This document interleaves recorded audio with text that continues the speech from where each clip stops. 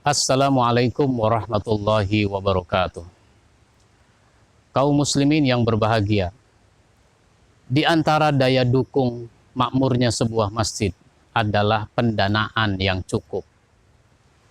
Saya sering mengatakan, masjid itu duitnya harus banyak, tapi saldonya jangan banyak-banyak.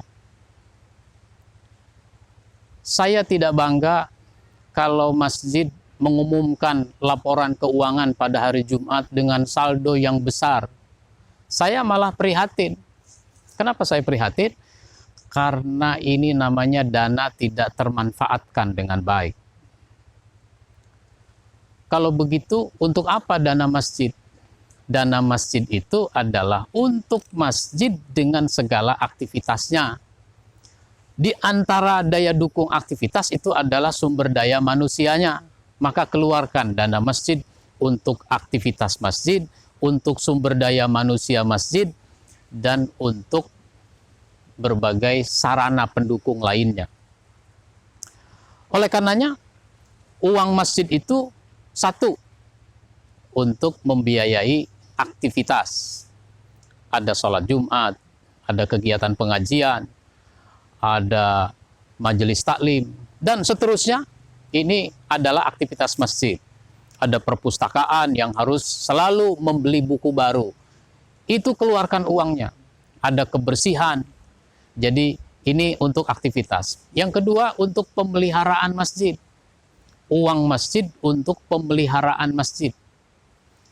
Masjid harus beli karbol, masjid harus beli alat-alat kebersihan, masjid harus merawat bangunannya, sampai memberi honor kepada petugas-petugas masjid.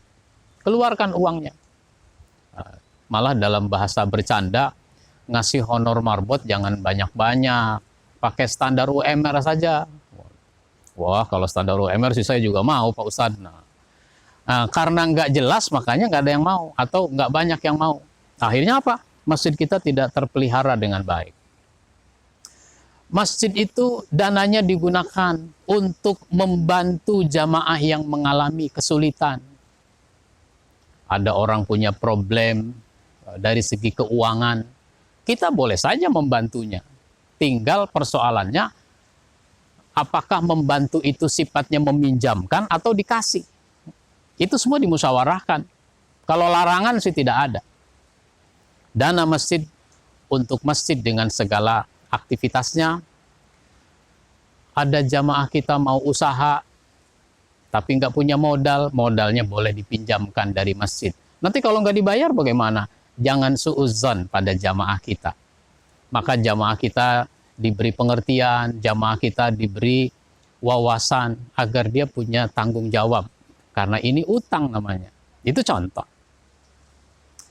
Terus, bahkan dana masjid boleh digunakan untuk membantu masjid lain. Membantu masjid lain itu tidak mesti ngasih uang. Bisa saja dalam bentuk program. Misalnya, Masjid Al-Ikhlas mengadakan pelatihan khotib.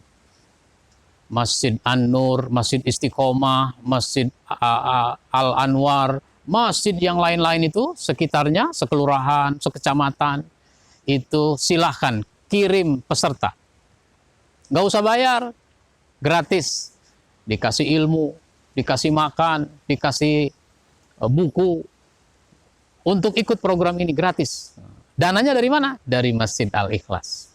Wah, itu jamaah senang. Jamaah Masjid Al-Ikhlas itu senang. Kenapa? Karena uang yang sudah dia infakkan berguna bagi banyak orang. Maka kalau begitu, saldo masjid jangan banyak-banyak. Nah, bagaimana Pak Ustadz kalau seperti Masjid Jogokarian yang katanya saldonya sampai 0 rupiah? Ya silahkan. Cara pengurus masjid itu boleh berbeda-beda. Mau seperti itu silahkan. Karena Masjid Jogokarian itu kan dari sisi hitungan-hitungan keuangannya sudah jelas. Nah, kalau di kita ini kan menurut saya bisa kita cadangkan dana untuk 3 bulan. Umpama masjid kita biaya operasionalnya sebulan 20 juta. Maka dana amannya 3 bulan. Jadi saldonya cukup 60 juta. Bukan 100 juta, bukan 200 juta.